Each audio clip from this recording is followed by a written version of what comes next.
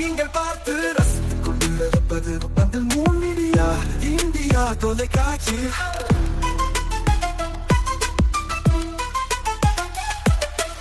நீங்கள் பார்த்து ரசித்துக் கொண்டிருப்பது உங்கள் மீடியா இந்தியா தொலைக்காட்சி.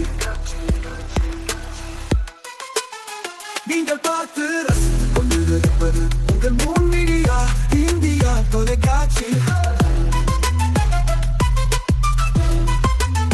நீங்கள் பார்த்து ரசித்துக் கொண்டிருப்பது உங்கள் மீடியா இந்தியா தொலைக்காட்சி.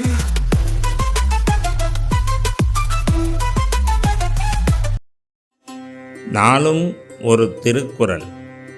அறத்துப்பால். மக்கட்பேறு. மகன் தந்தைக்காற்றும் உதவி இவன் தந்தை என்னோற்றான் கொல்லெனும் சொல். விளக்கம். மகன் தன் தந்தைக்கு செய்யத்தக்க கைமாறு இவன் தந்தை இவனை மகனாக பெற என்ன தவம் செய்தானோ என்று பிறர் புகழ்ந்து சொல்லும் சொல்லாகும்.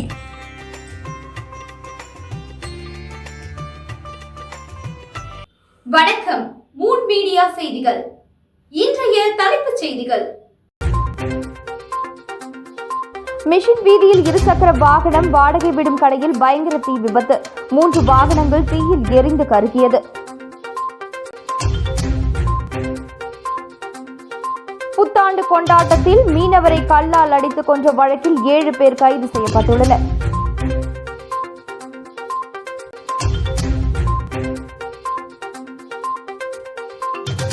காவலர் பணிக்கு உடல் தகுதி தேர்வு இன்று தொடங்கியது. உள்துறை அமைச்சர் நமச்சிவாயம் நேரில் ஆய்வு செய்தார். இனி விரிவான செய்திகள். புதுச்சேரி மிஷின் வீதியில் இருசக்கர வாகனம் வாடகை விடும் கடையில் ஏற்பட்ட தீ விபத்தில் 3 வாகனங்கள் தீயில் எரிந்து கருகியது. புதுச்சேரி நெல்லித்தோப்பு பெரியார் நகரை சேர்ந்தவர் ஏழுமலை. இவர் மிஷின் வீதியில் சைக்கிள் மற்றும் இருசக்கர வாகனம் வாடகை விடும் கடை நடத்தி வருகிறார். இந்த நிலையில் ஏழுமலை இன்று காலை வழக்கம் போல கடையை திறந்து வியாபாரம் செய்து வந்தார். அப்பொழுது திடீரென அவர் கடையில் இருந்து தீ விபத்து ஏற்பட்டது. உடனே ஏழுமலை தண்ணீர் ஊற்றி தீயை அணைக்க முயற்சி செய்தார். அதற்குள் தீ வேகமாக கடை முழுவதும் பரவியது. இதையடுத்து அக்கம்பக்கத்தினர் இச்சம்பவம் குறித்து புதுச்சேரி தீயணைப்பு துறைக்கு தகவல் தெரிவித்தனர். தகவல் அறிந்து சம்பவ இடத்திற்கு வந்த தீயணைப்பு வீரர்கள் உடனே தண்ணீரை பீச்சி அடித்து தீயை கட்டுப்படுத்தினர். இந்த தீ விபத்தில் கடையில் நிறுத்தப்பட்டிருந்த 6 வாகனங்களில் 3 இருசக்கர வாகனங்கள் தீயில் கருகியது. இதையடுத்து விபத்துக்கான காரணம் குறித்து தீயணைப்பு துறை அதிகாரிகள் விசாரணை நடத்தி வருகின்றனர்.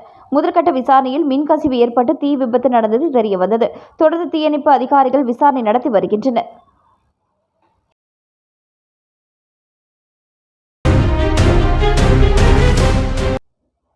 மீனவரை கல்லால் அடித்து கொன்ற வழக்கில் 7 பேர் கைது. புத்தாண்டு கொண்டாட்டத்தில் மீனவரை கல்லால் அடித்து கொன்ற வழக்கில் 7 பேர் கைது செய்யப்பட்டுள்ளனர். புதுச்சேரி வைத்திக்குப்பம் பகுதியைச் சேர்ந்தவர் செந்தில் என்கிற ஐயனார் மீன்பிடி தொழில் செய்து வந்தார். இவர் புத்தாண்டு கொண்டாட்டத்தை ஒட்டி கடந்த மாதம் 31ஆம் தேதி இரவு அவரது சகோதரர் முத்துவேல் மற்றும் நண்பர்களுடன் வைத்திக்குப்பம் பச்சைவாழியம்மன் கோவில் வீதி அருகே நின்று கொண்டிருந்தார். அப்பொழுது வைத்திக்குப்பத்தை சேர்ந்த பாவிலன், திலீப் ஆகியோர் போதையில் அவ்வழியாக வந்தபொழுது செந்தில், முத்துவேல் ஆகியோரை பார்த்து அன்றைய தினம் ஏற்பட்ட தகராறு குறித்து செந்திலிடம் பேசியுள்ளார்.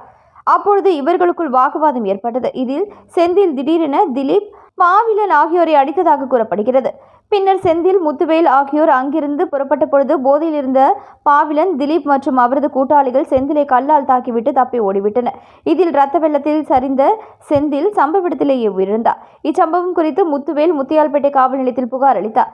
அதன் பேரில் வைத்திக்குப்பத்தை சேர்ந்த பாவிலன், திலீப், ஆகாஷ், அரவிந்த், தமிழ்மணி, சதீஷ்குமார் மற்றும் கருவடிக்குப்பத்தை சேர்ந்த திவாகர் ஆகியோர் மீது போலீசார் வழக்கு பதிந்து தேடி வந்தனர்.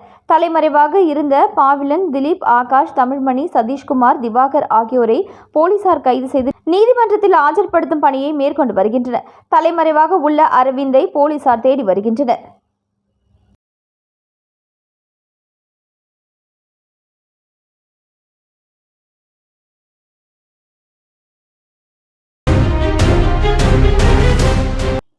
கோரிமேடு ஆயுதப்படை மைதானத்தில் நடந்த காவலர் பணிக்கான உடல் தேர்வு தகுதியை உள்துறை அமைச்சர் நமச்சிவாயம் நேரில் ஆய்வு செய்தார்.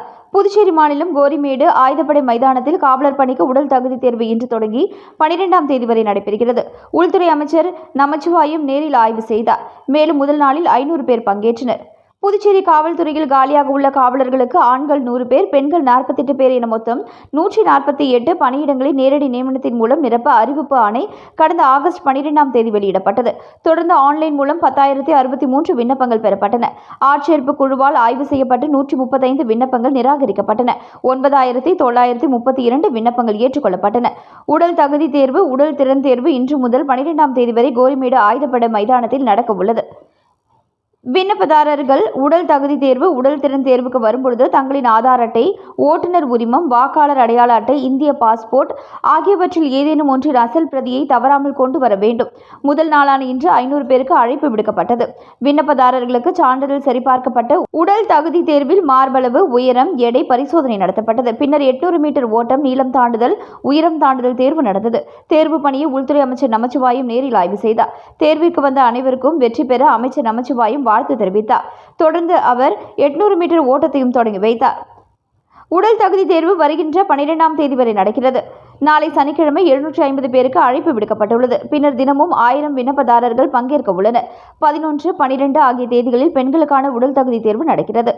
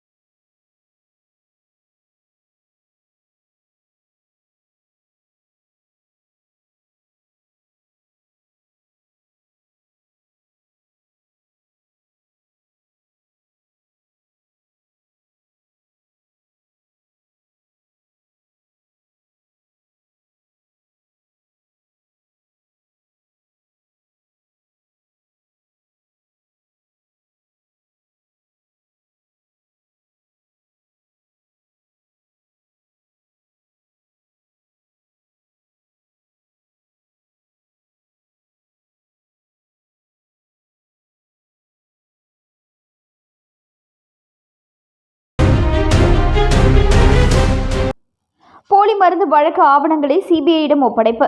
6ஆம் தேதி முதல் விசாரணை தொடங்கும்.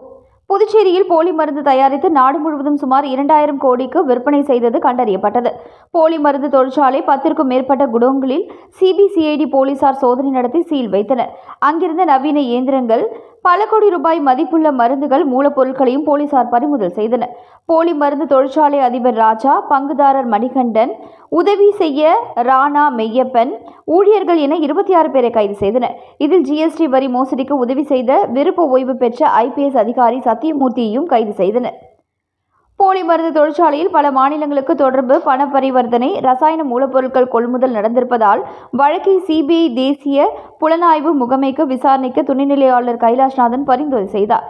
இதை ஏற்று மத்திய உள்துறை அமைச்சகம் சிபிஐ விசாரணைக்கு ஏற்றது. வழக்கில் தொடர்புடைய அரசியல் கட்சியினர், அதிகாரிகள், பார்மசிஸ்ட் என 60 பேர் கொண்ட பட்டியலை சிபிசிஐடி போலீசார் தயாரித்தனர். கடந்த வாரத்தில் இந்த விசாரணையை சிபிசிஐடி போலீசார் முடித்துக் கொண்டனர். தொடர்ந்து விசாரணை அறிக்கை ஆவணங்கள் 60 பேர் பட்டியல் தயாரித்தனர். இவற்றை சிபிஐ வசம் சிபிசிஐடி போலீசார் ஒப்படைத்துள்ளனர். இதையடுத்து வரும் 6ஆம் தேதி முதல் சிபிஐ அதிகாரிகள் புதுச்சேரிக்கு வந்து விசாரணையை தொடங்க உள்ளனர். மேலும் புதுச்சேரியில் பலருக்கும் சம்மன் அனுப்ப விசாரிக்க வேண்டியுள்ளதால் தற்காலிகமாக சிபிஐ அலுவலகம் இங்கு திறக்கப்பட உள்ளது.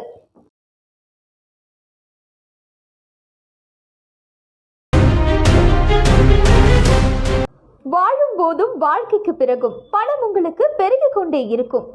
அனைவருக்கும் புதிய வாய்ப்பு. நீங்கள் உழைக்கும் குணம் கொண்டவரா? அப்படியானால் நீங்கள் நேர்மையுடன் முதலீடு இல்லாமல் சம்பாதிக்க அரிய வாய்ப்பை நாங்கள் தருகிறோம். மேலும் எரிவாயு godown, super market, solar plant அமைத்து பணம் சம்பாதிக்கலாம். முக்கியமாக முதலீடு இல்லாமல் வருமானம் வரும் வாய்ப்பு. வயது வேறுபாடின்றி, கல்வி தகுதியின்றி அனைவரும் இணைந்து பணம் சம்பாதிக்கலாம். வாருங்கள், LDBS பஜார் உங்களை அன்போடு வரவேற்கிறது. எங்களுடன் இணைந்து நேர்மையான முறையில் பணத்தை சம்பாதியுங்கள்.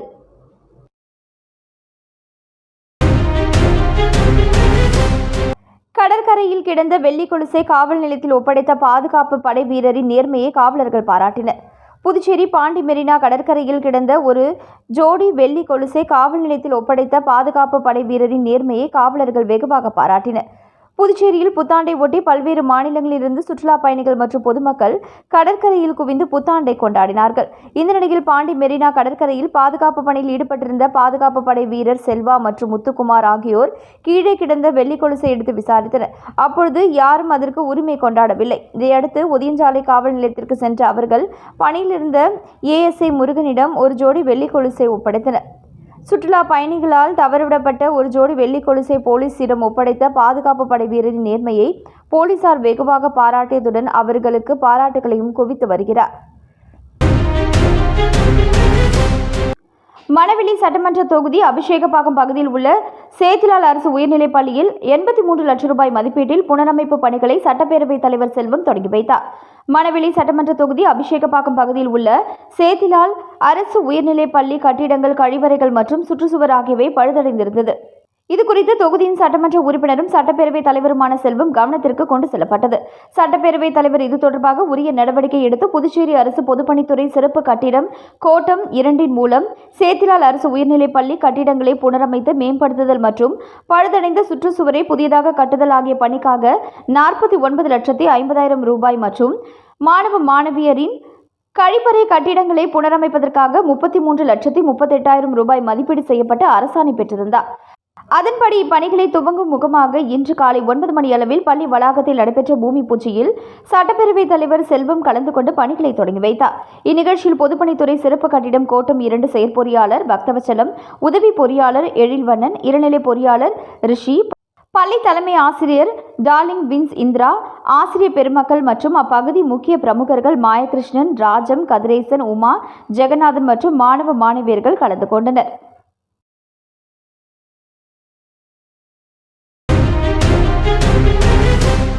கதிர்காமம் தொகுதிக்குட்பட்ட பல்வேறு பகுதிகளுக்கு வாய்க்கால் அமைக்கும் பணியை சட்டமன்ற உறுப்பினர் ரமேஷ் தலைமையில் நடைபெற்ற பூமி பூஜையில் முதலமைச்சர் ரங்கசாமி கலந்து கொண்டார்.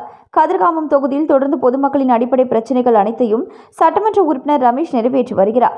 அதன் ஒரு பகுதியாக தொகுதிக்கு உட்பட்ட சத்யசாய் நகர், ஆருத்ரா நகர், அம்பாள் நகர், ரத்னா நகர், தந்தை பெரியார் நகர், கோல்டன் அவென்யூ உள்ளிட்ட பல்வேறு இடங்களில் வாய்க்கால் அமைக்கும் பணியை பொதுப்பணித்துறை நிதியின் மூலம் 2 கோடி ரூபாய் மதிப்பீட்டில் தொகுதியின் சட்டமன்ற உறுப்பினர் ரமேஷ் தலைமையில் பூமி பூஜை விழா நடைபெற்றது. இதில் சிறப்பு விருந்தினராக முதலமைச்சர் ரங்கசாமி கலந்து கொண்டு பூமி பூஜை செய்து பணிகளை தொடங்கி வைத்தார்.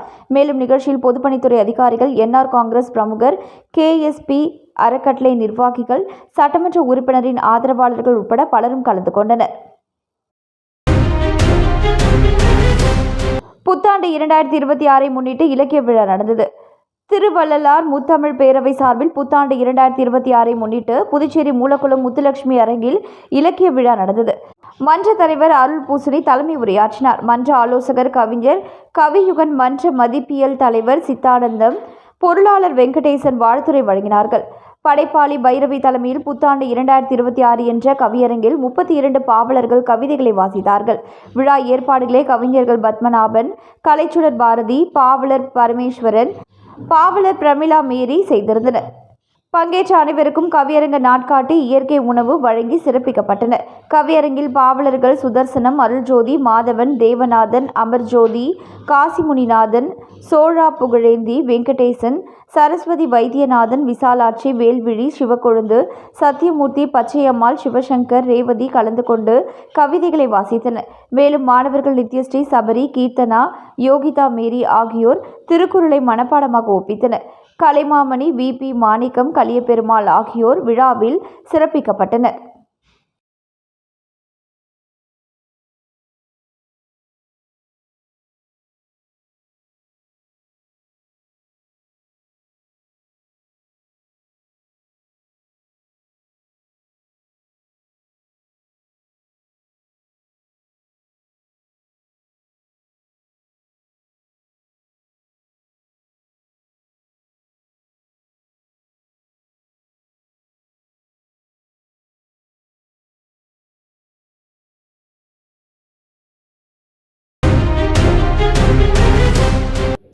மீண்டும் இன்றைய முக்கிய செய்திகள். மிஷின் வீதியில் இருசக்கர வாகனம் வாடகை விடும் கடையில் பயங்கர தீ விபத்து. 3 வாகனங்கள் தீயில் எரிந்து கருகியது.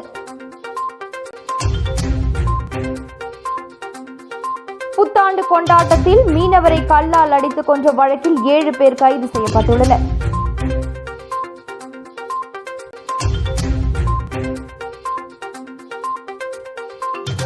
காவலர் பணிக்கு உடல் தகுதி தேர்வு இன்று தொடங்கியது. உள்துறை அமைச்சர் நமச்சிவாயம் நேரில் ஆய்வு செய்தார்.